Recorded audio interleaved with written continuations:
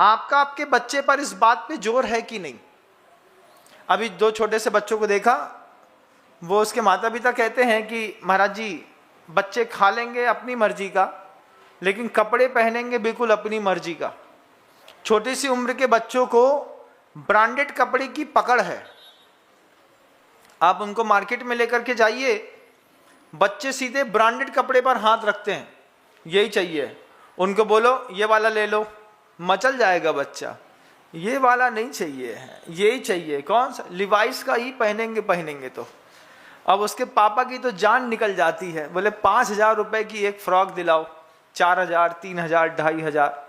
हमारा जमाना बड़ा अच्छा था, 90 रुपया को शर्ट का पीस आता था, 17 रुपया में शर्ट सिलती थी, 110 रुपया में शर्ट पहन करके पूरा 8 महीना पहननी पड़ती थी, तब जा करके उसकी जान निकलती थी। लेकिन आज आप अपने बच्चों को अंडर कंट्रोल नहीं रखते होंगे। इच्छा पूर्ति करना अलग वस्तु है और बच्चों को समर्थ बनाना बिल्कुल अलग वस्तु है। आचार्य भगवंत हम सबसे कह रहे थे कि परमात्मा के हिसाब से घर के अंदर चौका नहीं है, परमात्मा के हिसाब से घर के अंदर भोजन नहीं है, परमात्मा के हिसाब से घर के अंदर वस्त्र नहीं है, परमात्मा के हिसाब से घर के अंदर बोलने की शैली नहीं है। 5 प्रकार की जो समितियां हैं, ईर्ष्या, भाषा, ऐषणा, आदान निक्षेपण और व्युत्सर्ग, मतलब सोना, कायोत्सर्ग को लेकर के, है ना। तो ये जो 5 समितियां हैं, ये सिर्फ साधु परमेष्टि की हैं ऐसा नहीं। ये 5 की 5 समितियां गृहस्थ धर्म में भी घर के अंदर पाली जाती हैं।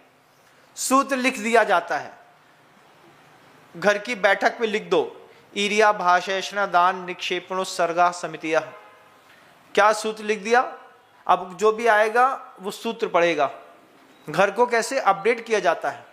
मंदिर में तो लिखा है सम्यक दर्शन ज्ञान चारित्राणि मोक्ष मार्ग। आपके घर के बाहर लिखा है क्या? परस्पर उपग्रहो जीवा नाम, जियो और जीने दो, अहिंसा परमो धर्म। घर में कहीं पर ऐसा कोई बॉडी मार्क मिलता है क्या आपके घर के अंदर? एक आध कोई एक गेट के ऊपर लिखा हो अहिंसा परमो धर्म, गेट के ऊपर लिखा हो जियो और जीने दो, परस्पर उपग्रहो जीवा नाम, या घर के अंदर दीवाल में, किसी दीवाल में ये सूत्र लिखा हो सम्यक दर्शन ज्ञान चारित्राणि मोक्ष मार्ग। घर के अंदर तो नहीं होगा, क्योंकि घर को आपने कभी घर बनाने की कवायद की ही नहीं। घर को आपने हमेशा भोग भूमि बनाया। रूपसी स्त्रियों के चित्र बड़े बड़े तो मिल जाएंगे, लेकिन मुनि महाराज को आहार दान देती हुई मुद्रा का एक भी चित्र आपकी ड्राइंग रूम पे लगा नहीं मिलेगा। वहां पर आपको फ्लावर मिल जाएंगे, वहां पर आपको किसी महिला का बहुत बड़ा चित्र मिल जाएगा, बहुत अच्छी पेंटिंग मिल जाएगी, लेकिन एक दीवार में एक बड़ा सा चित्र होता जिसमें आहार दान की प्रक्रिया दिखाई जा रही होती। आपके घर के अंदर चौका है ना, चौके में एक चित्र लगा सकते हो कि नहीं, जिसमें कुछ लोग आहार दान दे रहे हो और एक दिगंबर साधु अच्छे से आहार दान ले रहा हो। इस चित्र को देख करके आहार करने वालों के चित्त बदल जाते हैं। अगर आपकी बैठक में, जहां पर आप बैठ करके भोजन करते हैं, आपकी डाइनिंग टेबल के आसपास किसी साधु परमेष्टि को आहार दान देता हुआ चित्र बना है, और वहां पर बैठ करके आपके यहाँ का कोई लड़का रात को 9 बजे आलू प्याज टमाटर की सब्जी खा रहा है, खाते खाते जब वो चित्र देखेगा तो क्या उसके चित्त में कोई भी प्रभाव नहीं पड़ेगा? ऐसा लगता है आपको कोई प्रभाव नहीं पड़ेगा?